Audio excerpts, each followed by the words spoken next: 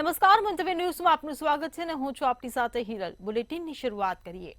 ભાવનગરમાં વધુ એક બાળકીની આબરૂ લૂંટાય છે। પાલિતાણા પંથકમાં 12 વર્ષની બાળકી સાથે સામૂહિક દુષ્કર્મની ઘટના ઘટી છે। પાલિતાણા પંથકની 12 વર્ષની બાળકી સાથે સોનગઢ રોડ પર રેલવે ફાટક પાસે 3 શખ્સોએ દુષ્કર્મ આચર્યું હતું। ત્યારે અંગેની ફરિયાદ પાલિતાણા ટાઉન પોલીસ મથકમાં નોંધાતા પોલીસે ત્રણેય નરાધમોને જબ્બે કરવા કવાયત હાથ ધરી છે। પાલિતાણામાં સામૂહિક દુષ્કર્મની વધુ એક ઘટના સામે આવી છે। સોનગઢ રોડ પર રેલવે ફાટક પાસે સામૂહિક દુષ્કર્મ આચરવામાં આવ્યો છે। ત્યારે 3 જેટલા શખ્સોએ દીકરી સાથે દુષ્કર્મ આચર્યાની પોલીસ ફરિયાદ નોંધાઈ છે। તો પાલિતાણાથી આ સમાચાર મળી રહ્યા છે। પાલિતાણા ટાઉન પોલીસ મથકમાં આ સમગ્ર મામલે ફરિયાદ નોંધવામાં આવી છે। તો ભાવનગરમાં વધુ એક દીકરીની આબરૂ લૂંટાઈ છે। जी भोग बननार जे दीकरी छे ते एना माता द्वारा पालिताणा टाउन पोलीस ની અંદર ફરિયાદ નોંધાવવામાં આવી છે। જે રીતના ભાવનગર પોલીસ દ્વારા માહિતી આપવામાં આવી છે કે વણકર સમાજની આ દીકરી છે તેમની સાથે દુષ્કર્મની ઘટના છે તે પ્રકાશમાં આવી છે। સમગ્ર ઘટનાની અંદર જે રીતના પોલીસે તપાસ કરી છે તેમાં પાલિતાણાની અંદર મજૂરી કામ કરતો જયપાલ સિંધી નામનો જે યુવક છે તેમના દ્વારા આ સમગ્ર જે કૃત્ય છે તે કરવામાં આવ્યું છે।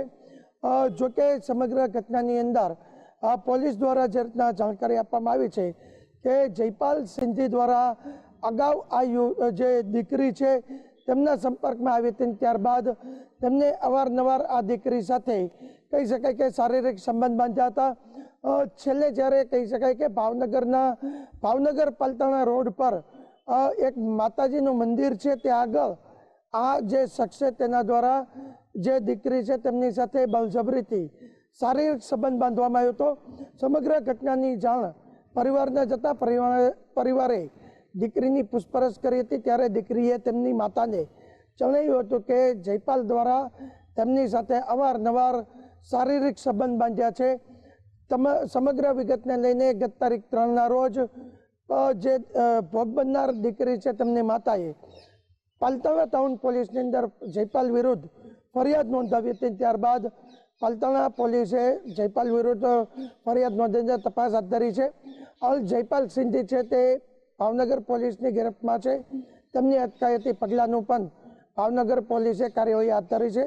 પોલીસ દ્વારા માહિતી આપવામાં આવી છે કે અગાઉ 3 થી 4 મહિના પહેલા આ યુવતી છે તે જે આરોપી યુવક છે તેમના સંપર્કમાં આવી હતી। ત્યારબાદ કહેવાય કે કોઈ ધાર્મિક પ્રસંગની અંદર આ દીકરી છે તે ગઈ હતી। ત્યારબાદ રાત્રિના સમયે આ જે આરોપી છે તેમને દીકરી સાથે શારીરિક સંબંધ બાંધ્યો હતો।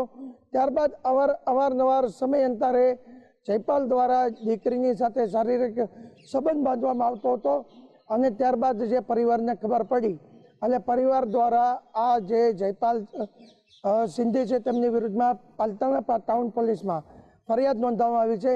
પરંતુ ક્યાંક ને ક્યાંક લોકમુખે ચર્ચા રહ્યું છે કે આ જે દુષ્કર્મની ઘટના છે તે સામૂહિક દુષ્કર્મ અને કે માત્ર જયપાલ નહીં પરંતુ તેમની સાથે અન્ય 2 શખ્સોની પણ સંડોવણી છે।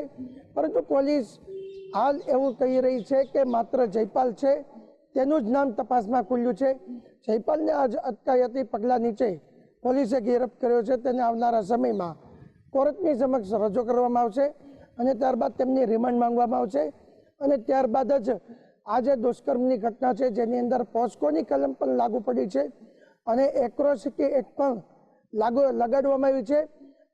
જે સમગ્ર રિમાન્ડ આવશે તેની બાદ જ ખબર પડશે કે જે પોસ્કોની કલમ લાગી છે તેમાં કેટલા આરોપીનો સમાવેશ થાય છે।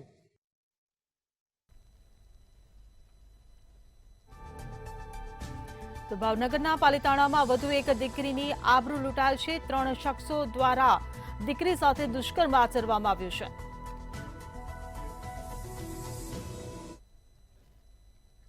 મહેસાણાના બોરીસણા ગામે ખ્યાતિકાંડ મામલે સીઆઈડી ક્રાઇમની તપાસ તેજ કરવામાં આવી હતી।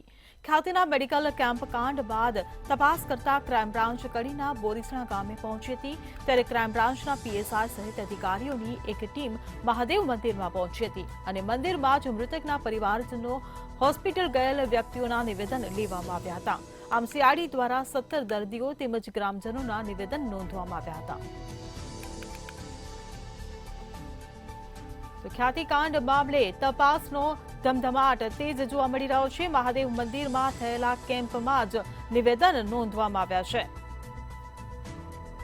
ત્યારે ક્રાઇમ બ્રાન્ચના પીએસઆઈ સહિત અધિકારીઓની ટીમ પહોંચી હતી. બોરીસણા ગામમાં રહેતા 17 દર્દીઓના આ મામલે નિવેદન લેવામાં આવ્યા છે. ત્યારે ખ્યાતિકાંડ મામલે સીઆરડી ક્રાઇમની તપાસ તેજ કરવામાં આવી છે. તો 17 જેટલા લોકોના નિવેદન નોંધવામાં આવ્યા છે. તો ક્રાઇમ બ્રાન્ચની તપાસ બોરીસણા ગામે ટીમ પહોંચી.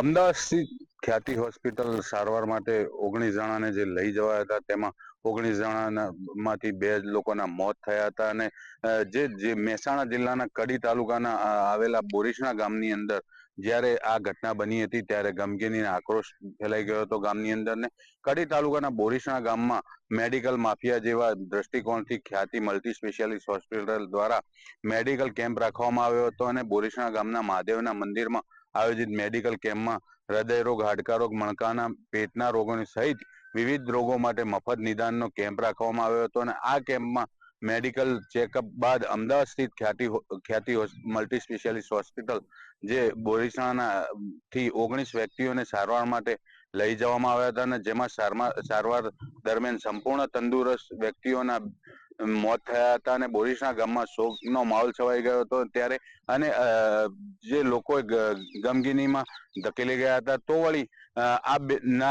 ગામના 2 વ્યક્તિઓના મોતથી જે સાથે બીજા 5 જેટલા દર્દીઓ હતા તેમને પણ આઈસીયુમાં રાખવામાં આવ્યા હતા અને આથી બોરીસણા ગામના જે શોકમય મગ્ન બનવાની સાથે ગ્રામજનોએ ભારે આક્રોશ પણ ફેલાયો હતો ગ્રામજનોમાં અને જવાબદાર સામે તમામ લોકો સામે કાયદેસરની કાર્યવાહી થાય તેવી માંગ ઉઠવામાં આવી હતી અને તેને લઈને હાલ સરકાર દ્વારા આ કેસની અંદર સીઆઈડી ક્રાઇમ બ્રાન્ચ સક્રિય હાલમાં તો દેખાઈ રહ્યું છે અને ખ્યાતિકાંડ મામલે જે ક્રાઇમ બ્રાન્ચના કડીના બોરીસણા ગામની અંદર આવી હતી અને બોરીસણા ગામમાં 17 દર્દીઓના નિવેદનો લેવામાં આવ્યા છે અને 17 દર્દી ઉપરાંત ગ્રામજનોના પણ નિવેદનો લેવામાં આવ્યા છે અને ખ્યાતિકાંડના મેડિકલ કેમ્પ કાંડ બાદ બોરીસણામાં પણ તપાસ તેજ કરવામાં આવી છે અને ક્રાઇમ બ્રાન્ચના જે પીએસઆઈ સહિત અધિકારીઓની એક ટીમે લીધા છે નિવેદનો અને ગામના મહાદેવ મંદિરમાં જે થયો હતો કેમ્પ અને મંદિરમાં જ હાલમાં તો નિવેદનો પણ લેવામાં આવ્યા છે અને મૃતકના પરિવારજનોના અને હોસ્પિટલ લઈ જવાયેલા વ્યક્તિઓના નિવેદનો લેવામાં આવ્યા છે અને કેમ્પના સાક્ષી જે બનેલા ગ્રામજનો હતા તેના પણ નિવેદનો હાલમાં તો લેવામાં આવ્યા છે અને ક્રાઇમ બ્રાન્ચ હાલ તપાસ તેજ કરી છે. જી તો ખ્યાતિકાંડ મામલે તપાસનો ધમધમાટ શરૂ કરવામાં આવ્યો છે.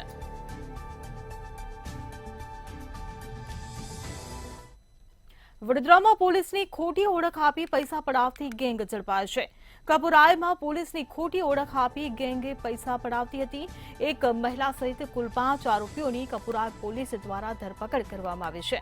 આરોપીઓ સામે સુરતમાં પણ હની ટ્રેપનો ગુનો દાખલ હતો ત્યારે એલસીબી અને પોલીસની સંયુક્ત ટીમે તમામ આરોપીઓને ઝડપી પાડી વધુ તપાસ હાથ ધરી છે. વડોદરાના કપુરઈ વિસ્તારમાં પોલીસની ખોટી ઓળખ આપી આનંદના રિયલ એસ્ટેટ એજન્ટને છેતરવાનો કારસો નકલી પોલીસને ભારે પડ્યો. આનંદમાં રિયલ એસ્ટેટનો ધંધો કરનાર વ્યક્તિનો એક યુવતીએ સંપર્ક કર્યો હતો અને રિયલ એસ્ટેટના એજન્ટ કપુરઈ વિસ્તારમાં જમીન બતાવવા આવ્યા હતા અને જ્યારે રિયલ એસ્ટેટ એજન્ટ અને યુવતી કપુરઈ વિસ્તારમાં એક ગાડીમાં બેઠા હતા ત્યારે જ 4 અન્ય લોકો પહોંચી ગયા અને હવે પોલીસ છે, તમારી તપાસ કરવાની છે એમ કરીને સોનાની વીંટી સાથે છેતરપિંડી થઈ. જ્યારે આનંદનો રિયલ એસ્ટેટ એજન્ટ છેતરાયાની ગંધ આવતા તે ઓરિજિનલ પોલીસ પાસે પહોંચ્યો ને ઓરિજિનલ કપુરાઈ પોલીસ સ્ટેશનના સ્ટાફે એલસીબીની મદદથી અને સીસીટીવી કેમેરા અને સૂત્રો એટલે તેમના ગુપ્ત જાણકારો પાસેથી માહિતી મેળવી અને ખોટી પોલીસની ઓળખ આપનાર 5 વ્યક્તિઓને ઝડપ્યા છે। એ 5 વ્યક્તિમાં પેલી યુવતી પણ સામેલ હતી। જે 5 લોકો ઝડપ્યા છે એમાંના કેટલાક લોકો સુરતમાં હની ટ્રેપમાં કેસમાં પણ ફસાયા છે અને પોલીસે કહ્યું છે કે કોઈ પણ યુવતી કે કોઈ અન્ય વ્યક્તિ તમને ફોન કરી અને લલચાવવાની કોશિશ કરે તો થઈ જજો સાવધાન। હવે લોકોએ નાગરિકોને છેતરવા માટે અનેક નીત નવી તરકીબો અજમાવી રહ્યા છે। હાલ તો એલસીબી અને કપુરઈ પોલીસ સ્ટેશનના સ્ટાફે 5 નકલી આરોપીની ઓળખ આપી અને છેતરપિંડી કરનારાની ધરપકડ કરી છે અને અન્ય કયા ગુનામાં સામેલ છે તેની પણ તપાસ આરંભી છે।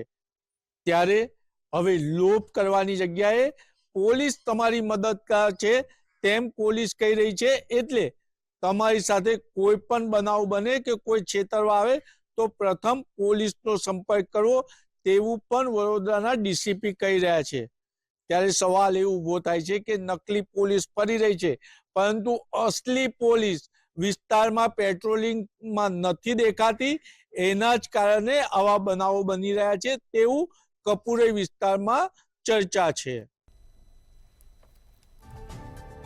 તો એલસીબી અને પોલીસની સંયુક્ત ટીમે તમામ આરોપીઓને ઝડપી પાડ્યા છે। નકલી પોલીસની આ ગેંગ ઝડપાય છે। વડોદરાથી આ સમાચાર। વડોદરામાં પોલીસની ઓળખ આપી પૈસા પડાવતી ગેંગને પોલીસે ઝડપી પાડી છે।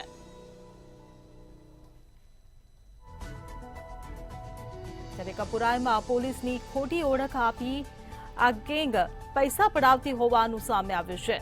ત્યારે વડોદરા પોલીસે આ ગેંગને ઝડપી પાડી છે।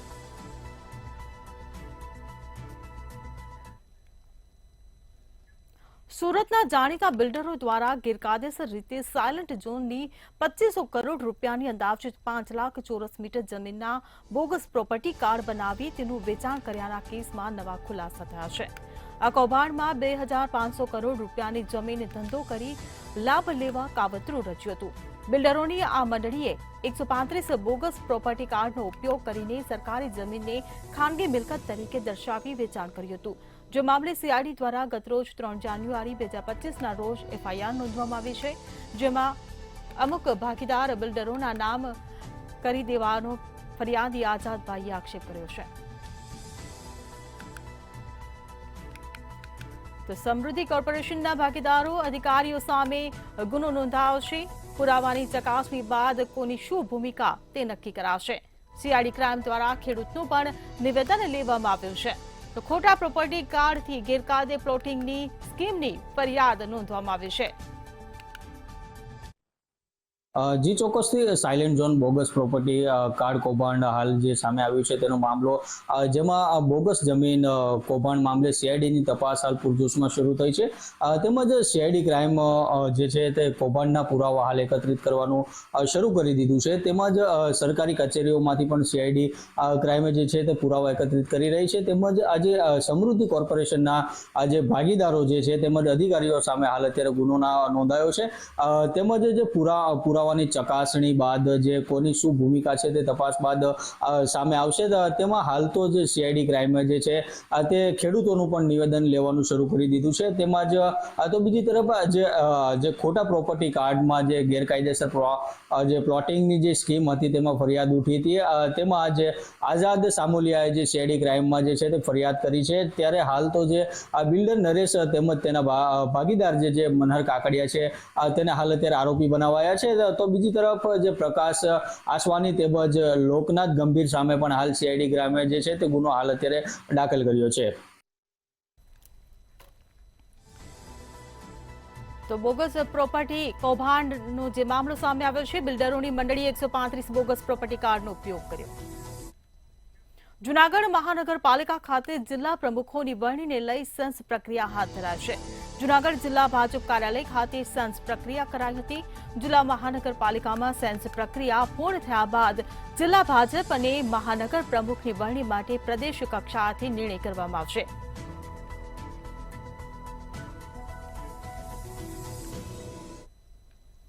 ચોક્કસ કે ભાજપની અંદર હાલ સેન્સ પ્રક્રિયા ચાલી રહી છે અને જિલ્લા અને શહેર પ્રમુખ માટેની જે સેન્સ પ્રક્રિયા છે તે હાથ ધરવામાં આવી છે. ગઈકાલે જિલ્લા ભાજપ પ્રમુખ માટેની સેન્સ પ્રક્રિયા યોજાઈ હતી ને જેમાં જે દાવેદારો છે તેમના દ્વારા ફોર્મ છે તે રજૂ કરવામાં આવ્યા હતા. નિરીક્ષકો અને જે ચૂંટણી અધિકારીઓ છે ભાજપના તેમના દ્વારા આ સેન્સ લેવામાં આવી હતી. જિલ્લા ભાજપ પ્રમુખ હાલ કિરીટ પટેલ છે, જ્યારે શહેર ભાજપ પ્રમુખ પુનિત શર્મા છે. ત્યારે આજે શહેર ભાજપ પ્રમુખ માટે પણ આ સેન્સ પ્રક્રિયા યોજાઈ હતી ને જેની અંદર શહેર ભાજપ પ્રમુખ પુનિત શર્માએ પણ દાવેદારી નોંધાવી હોવાનું સામે આવ્યું છે. ખાસ કરીને યોગી પઢિયાર, નિર્ભય પુરોહિત સહિતના જે ભાજપના નેતા છે જુનાગઢના તેમના દ્વારા છે તે દાવેદારી નોંધાવી છે તેવી પ્રાથમિક માહિતી હાલ મળી રહી છે. 33 થી વધુ જે ભાજપના આગેવાનો છે જુનાગઢના તેમના દ્વારા છે તે હાલ શહેર ભાજપ પ્રમુખ બનવા માટેની દાવેદારી નોંધાવવામાં આવી છે. યોગી પઢિયાર, નિર્ભય પુરોહિત, લલિત સુવાગિયા, શૈલેષ દવે અને હાલના જે શહેર ભાજપ પ્રમુખ છે પુનિત શર્મા તેમના દ્વારા પણ દાવેદારી નોંધાવવામાં આવી છે. 25 થી વધુ જિલ્લામાં 33 થી વધુ અને શહેરમાં 25 થી વધુ દાવેદારો છે તે નોંધાયા છે અને દાવેદારો દ્વારા છે તે પોતાના ફોર્મ નિરીક્ષકો સમક્ષ છે તે રજૂ કરવામાં આવ્યા છે. ખાસ કરીને હાલ જે રીતે ભાજપની અંદર જે રીતે હાલ શહેર અને જિલ્લા ભાજપ પ્રમુખો રાજ્યની અંદર આ ચાલી રહ્યું છે ચૂંટણી, જેને લઈ આ આખું સેન્સ પ્રક્રિયા પ્રથમ યોજાતી હોય છે અને બાદમાં તમામના નામ છે તે પ્રદેશમાં મોકલવામાં આવે છે અને ત્યાંથી જે નક્કી કરવામાં આવે છે કે નવા શહેર પ્રમુખ અને જિલ્લા પ્રમુખ કોણ બનશે. બીજી તરફ આ સેન્સ પ્રક્રિયાની વચ્ચે જ આજે CR પાટીલ જુનાગઢ જિલ્લાના કેશોદની અંદર કાર્યક્રમમાં હતા અને ત્યાં તેમણે આડકતરો ઈશારો કર્યો અને પુનિત શર્મા સામે ટકોર કરી અને કહ્યું કે આગામી શહેર ભાજપ પ્રમુખ પણ એ જ હોઈ શકે તેવા આડકતરો ઈશારો કરવામાં આવ્યો હતો. એટલે શહેર ભાજપ પ્રમુખ પુનિત શર્મા રિપીટ થાય તેવી શક્યતાઓ છે, પરંતુ હાલ તો નિયમ પ્રમાણે દાવેદારો છે તે પોતાની દાવેદારી નોંધાવી રહ્યા છે. ત્યારે પ્રમુખ માટે સેન્સ પ્રક્રિયા હાથ ધરવામાં આવી છે. કમલમ ભાજપ કાર્યાલય ખાતે આ સેન્સ પ્રક્રિયા યોજાઈ હતી. અમદાવાદ ક્રાઇમ બ્રાન્ચે ઉત્તર પ્રદેશના બસ્તી જિલ્લાના ડબલ મર્ડરનો કેસ ઉકેલી નાખ્યો છે.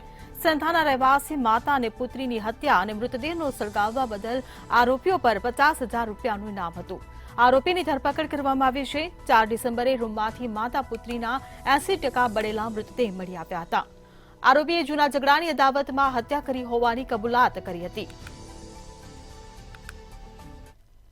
જી ચોક્કસપણે કહી શકાય કે ઉત્તર પ્રદેશનો રહેવાસી ડબલ મર્ડરનો આરોપી જે છે અમદાવાદ ક્રાઇમ બ્રાન્ચ દ્વારા ધરપકડ કરવામાં આવી છે. કેટલા ઘણા સમયથી જમીનનો વિવાદ છે તે ચાલતો હતો, ત્યારે સાથે સાથે જો વાત કરીએ તો અગાઉ પણ તેને માતા અને બહેન પર મારવાની કોશિશ છે તે કરી હતી અને હાલ તો તેને અમદાવાદ ક્રાઇમ બ્રાન્ચે ધરપકડ કરીને પૂછપરછ છે તે હાથ ધરવામાં આવી છે અને માતા અને બહેનને મોતને ઘાટ ઉતારી છે. અને સાથે જો વાત કરીએ તો કેટલા ઘણા સમયથી આ વિવાદ છે તે ચાલતો હતો, કારણ કે તેના પિતાએ જે છે તે માતા અને બહેનની જમીન છે તે તેના નામે કરાવી હતી. તેને કાળના કારણે માતાને બહેનને મોતને ઘાટ ઉતારી છે. હાલ તો તેને અમદાવાદ ક્રાઇમ બ્રાન્ચે નારોલ વિસ્તારમાંથી ધરપકડ કરી અને પૂછપરછ છે તે હાથ ધરવામાં આવી છે. માસ્ટરમાઇન્ડ રાજેશ ઉર્ફે રાજેશની ધરપકડ કરી અને પૂછપરછ છે તે ચાલુ કરી છે. જી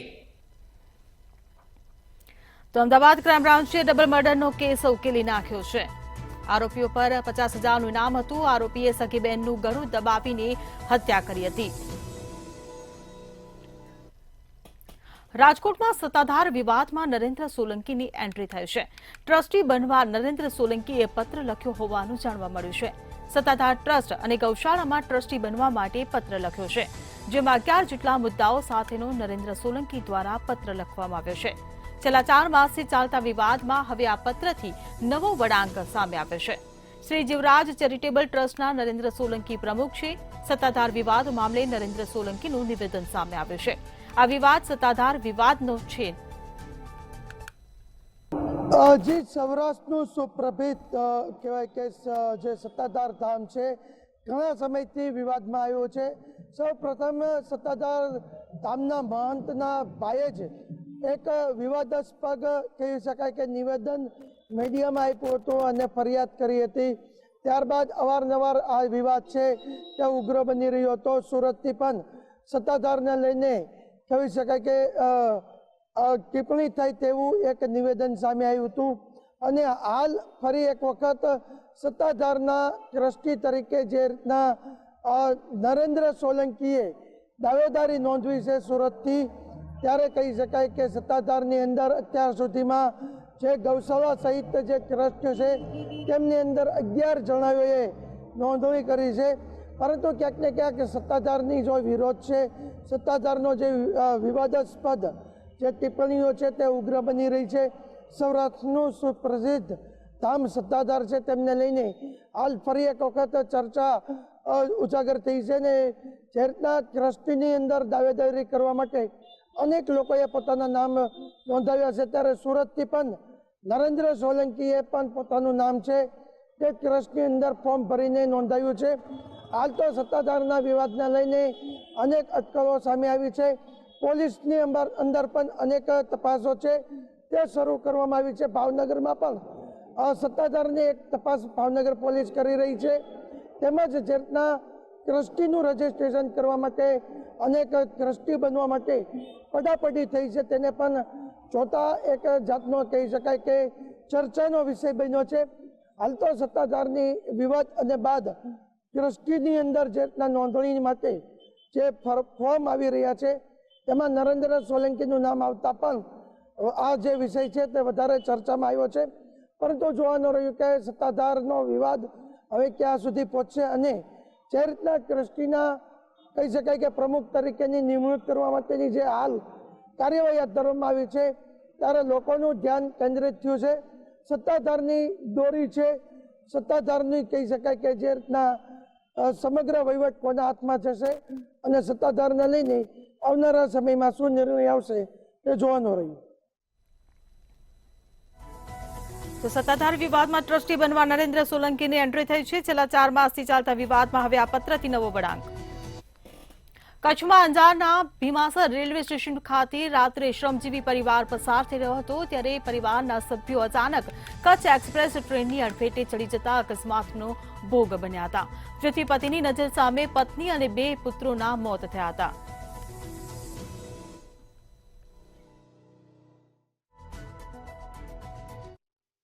અંજાર તાલુકાના ભીમાસર પાસે દંપતી છે તે રેલવેના પાટા ક્રોસ કરી રહ્યું હતું, ત્યારે ભુજથી ઉપડેલી કચ્છ એક્સપ્રેસ ટ્રેન છે તેની ઝપટે ચડી જતા આ દંપતી સાથે કહી શકાય કે જે બાળકો છે તેમના મોત નીપજ્યા હતા. મહત્વની બાબત છે કે રેલવેના પાટા ક્રોસ કરી રહ્યા હતા ત્યારે પતિની નજર સામે જ પત્ની અને 2 પુત્રોના કરુણ મોત નીપજ્યા હતા. આ ઘટનાને લઈને જે રેલવે સ્ટાફ છે તે દોડી ગયું હતું. સમગ્ર બનાવની વાત કરવામાં આવે તો બનાસકાંઠા જિલ્લાના દિયોદર તાલુકાના લવાણા ગામેથી આ જે દંપતી છે તે પાલનપુર ટ્રેનથી કચ્છ આવ્યું હતું અને ભીમાસર રેલવે સ્ટેશન છે ત્યાં ઉતર્યું હતું અને ત્યારે જે રેલવે ક્રોસ કરી રહ્યા રેલવેના જે પાટા છે તે ક્રોસ કરી રહ્યા હતા, ત્યારે ભુજથી ઉપડેલી કચ્છ એક્સપ્રેસ ટ્રેન છે તે ભીમાસર નજીક પહોંચતા જે આ દંપતી છે તેમની ઝપટે ચડ્યા હતા અને ક્યાંક ને ક્યાંક જે આ પતિ છે તેની નજર સામે જ પત્ની અને 2 માસૂમ બાળકો છે તેના કરુણ મોત નીપજ્યા હતા, જેને લઈને ક્યાંક ને ક્યાંક પોલીસ છે તે ઘટના સ્થળે દોડી આવી હતી અને વધુ કાર્યવાહી છે તે હાથ ધરી હતી. જી તો રેલવે પાટા ક્રોસ કરતા શ્રમજીવી પરિવાર ટ્રેનની અડફેટે આવતા કચડાઓ હોવાનું સામે આવ્યું છે. અંજારમાં એક્સપ્રેસ ટ્રેનની અડફેટે પરિવાર કચડાઓ છે. તો શ્રમજીવી પરિવાર ટ્રેનની અડફેટે આવતા કચડાઓ છે. ભીમાસર રેલવે સ્ટેશન ખાતે શ્રમજીવી પરિવાર કચડાઓ છે.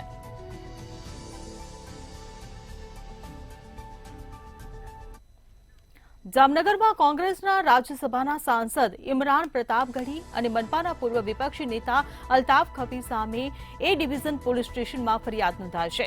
29 ડિસેમ્બરે જામનગરમાં યોજાયેલા જનસમૂહ સાદીનો એક્સ પર વિડીયો પોસ્ટ કર્યો હતો. વિડીયો ક્લિપમાં એક ગઝલ બેકગ્રાઉન્ડમાં રાખવામાં આવ્યું છે, જેમાં ઉશ્કેરણીજનક સંવાદો વગાડતા સંબંધે ફરિયાદ નોંધાતા ખળભળાટ મચી ગયો છે. જે ચોક્કસ જામનગરની અંદર જે એક 51 શાહી સમૂહ લગ્નનું આયોજન કરવામાં આવ્યું હતું, જેને લઈને જામનગરની અંદર એક જે સમૂહ લગ્નની અંદર જે રાજ્યસભાના જે સાંસદ ઉપસ્થિત હતા, જેને તેમનો જે વિડીયો છે સમૂહ લગ્નનો તેના એક્સ જે પ્લેટફોર્મ છે ટ્વિટરનું તેની પર જે મૂકવામાં આવ્યો હતો, અને જેને લઈને જે ઓડિયો ક્લિપ છે તે ઉશ્કેરણીજનક જે તેના સોંગ્સ અને જેના શબ્દો હોય છે તેને લઈને વાતાવરણ છે તે ગંભીર બનતું હોય છે ક્યાંક ને ક્યાંક, અને તેમની અંદર જેના ફોલોઅર્સ છે તે લાખોની અંદર હોય છે, અને જેના કારણે આજે ઉશ્કેરણીજનક છે લોકોને વિડીયો ક્લિપના માધ્યમથી અનેક ઉશ્કેરણીજનક જે વિચારો આવતો હોય છે, જેને લઈને ગુજરાત પોલીસે જે જામનગરની અંદર એસપી પ્રેમસુખ ડેલુ સાહેબની સૂચના મુજબ સિટી એ ડિવિઝનના જે ગુનો નોંધવામાં આવ્યો છે, ને જેને લઈને ભારે ચકચાર મચી ગઈ છે. સમગ્ર ઘટના જે સમૂહલગ્નના જે વિડીયો છે તેમની અંદર આવ્યા હતા, અને જે વિડીયો ક્લિપ તેમની બનાવી હતી, જે તેમને એક્સ હેન્ડલ ઉપર મૂકવામાં આવી છે, જે તેમના ઉશ્કેરણીજનક જે શબ્દો છે તેને લઈને ગુજરાત જે પોલીસ છે તે એક્શનમાં આવી છે, અને સમગ્ર ઘટનાને વધુ તપાસ હાથ ધરવામાં આવી રહી છે. તો રાજ્યસભાના એમપી સામે ફરિયાદ દાખલ કરવામાં આવી છે. વિડીયો ક્લિપમાં રાખ્યું હતું ગઝલ બેકગ્રાઉન્ડ. સિટી લાઈવમાં હાલ બસ આટલું જ. સમાચારોની અપડેટ માટે જોતા રહો મંતવ્ય ન્યૂઝ. નમસ્કાર.